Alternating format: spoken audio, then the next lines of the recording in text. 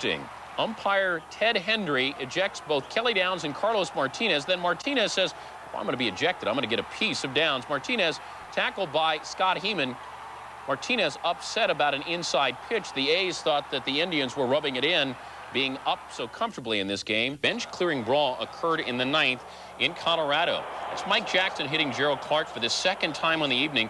Clark was hit 3 times in this series. Barry Bonds and Bobby Bonds getting involved in a scuffle that would ensue. Both Bonds and his father were ejected, as were Gerald Clark and Colorado's first base coach Ron Hasse. The Giants, by the way, picked up the victory. Steve Farr trying to save it and finish off the Brewers and Kevin Reimer. Reimer bounces it back at Farr. Now watch at first as he throws. Looks like a little elbow here on Leyritz. So Reimer and Leyritz go at each other, and everybody comes out from the 2 dugouts. No punches thrown. The fans hollering things at the Brewers. And security called upon. Even Jamie Navarro upset. Maybe somebody called him Jaime Navarro. More on Brett's magic moment in a moment. Bottom of the 8th, Pichardo a little too close. And here comes Albert Bell charging the mound, and then McFarland tackles Bell. Watch Bell slug away at McFarland. Albert doing a little venting here as Kansas City ended up beating up on the Indians. Now, here comes Curtis out of Ed Sprague. We've got a fight. We've got the benches emptying. The bullpens will empty. Chad Curtis and Ed Sprague in a shouting match, and a brawl is broken out here at the Big A. Chuck Finley was in it in a hurry, and everybody will go at it down the left field line in foul territory. After a warning to Pat Henkin for hitting Curtis, Salmon a home run on the next pitch, and then a shouting match. It was Chad Curtis who ran out. Ed Sprague, the third baseman, ran over, and they got in initially. Fazio working to Harold Reynolds. Behind him as well. A purpose pitch? Reynolds might think so. So, you guessed it, top of the 7th. Mussina throwing to Hasselman. Stanford to UCLA, right? Here we go. Hasselman is out. Mussina stood there and took it, and everybody out. Out of the dugout, out of the bullpen. Umpires tried to break it up early. Forget it. This will go on for 20 minutes.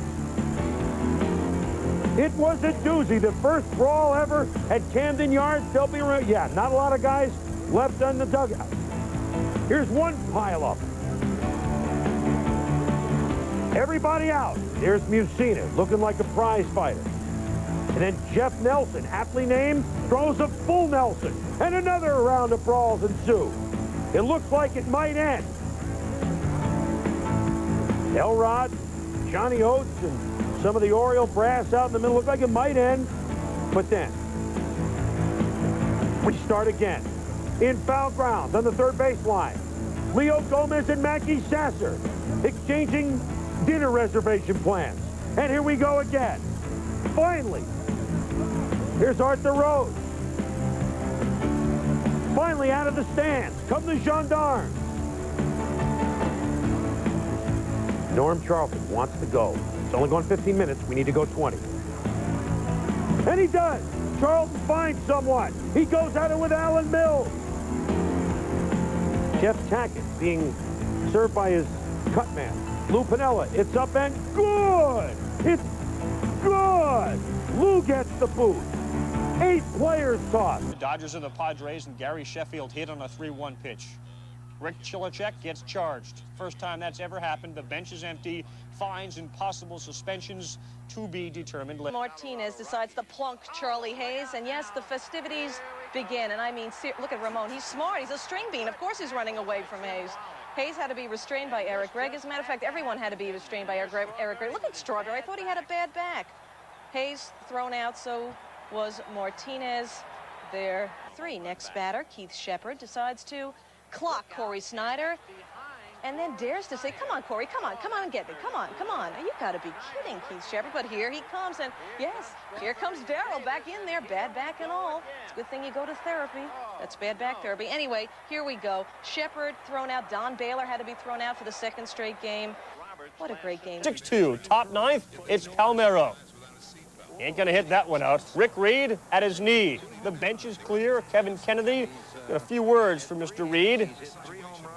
And he also goes toe-to-toe and jaw-to-jaw with Hal McRae. Rangers do win it. Meanwhile, bottom of the eighth, 9-4 Royals when Bob Patterson sends a message and hits Brian McRae in the back. McRae says, forget about Patterson. I'm after the manager, Kevin Kennedy. And he looks and tries to get him and never gets him. The bench is clear for a second straight day. Brian McRae needed to be restrained. Kevin Kennedy not happy with what he sees. He's happy that McRae didn't get him, and McRae and Patterson thrown out. Score. Garcia, already with 2 homers, gets hit on the hand by Bob Scanlon. Payback? Yes, it is. Ross Minor behind Mark Grace. The benches would clear. Al Martin had some words for Scanlon. Everyone had words for everyone else. Jim Leyland says his team is cautious about getting into situations like these. Minor, Scanlon, and Al Martin were ejected. After all the touching and shoving and pushing, we had the calmer heads. Whew.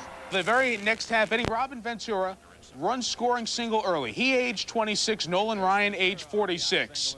Was he throwing at him? Robin thinks about it and says yes. And watch. And count. Nolan, 6 consecutive punches to the face, and then everyone gets involved in the melee. Ryan just grabbed him like he's gonna grab a steer when he brands him, right? 6 consecutive punches, and then the melee ensued after that. The amazing thing in all of this, Ventura was tossed because he charged the mound. He should have been, but Nolan was not, despite throwing enough punches to get you thrown out of an NHL. We take you in Kevin Gross in the 3rd inning facing Kevin Young. It's lower than that. Oh, my. A purpose pitch hits him in the base of the neck. Next half inning, Kevin Gross gets his turn at the plate. And Bob Walk doing what pitchers are supposed to do to protect their own. And Walk is ejected after beaning Gross. Jim Leyland's not happy. He comes out to argue and promptly gets tossed. Leyland has words with Kevin Gross. Gross would later say, maybe it's frustration, maybe he hates me. I wasn't trying to throw at anybody. Leyland being restrained in this one. That was as ugly as it would get in this one. Andy Van Slyke, who's been on the disabled list for most of the year, coming out, trying to pull Leyland back. And A's between the 9th and 10th, Dennis Eckersley thought he was being squeezed by Dale Scott. And Scott throws Eckersley out of the game. Tony La Russa comes out and argued for quite some time, and then Phil Garner came out. And then everybody came out. Here comes Troy Neal, and he went in and he knocked Troy out Neal goes after Dickie Thon. Watch the lower left. Tommy Reynolds connecting with Brewers coach Tim Foley. The big hit as Edwin Nunez takes a punch at B.J. Surhoff. And then Mark McGwire has to be restrained. A 25-minute delay, and the end result, a bloody face for B.J. They went. The Lows, winless in his last 5 starts after winning 6 straight to open his career. Now flash back to '85. Boston's Bruce Keeson facing the Blue Jays' George Bell. And this, of course, led to the now infamous Bell karate kick. No lessons needed. So as George changed, Red Sox, White Sox meeting at Comiskey. Aaron Seeley on the mound for Boston facing George Bell. Bottom of the 2nd, a little brush back. High inside pitch. George stares back. Next pitch. Seeley gets closer. In fact, he hits him, and George charges the mound. Bell takes a swing at him. He hits nothing but air, and then the brawl ensues, everyone getting into it. Bell would be the only one ejected. If you watch on the replay, if you have to be a pitcher, it would be nice to have Mo Vaughn as your first baseman. There you see the miss, and there you see the hit by Mo Vaughn. Now to the Mariano Duncan. Look out, Mariano. Castillo comes high with it. Castillo tossed right away. The fight follows. Bench is clear. Everyone looking for that new call up from AAA, you know, the 112-pound backup second baseman. The umpires decide to toss Duncan as well as Castillo.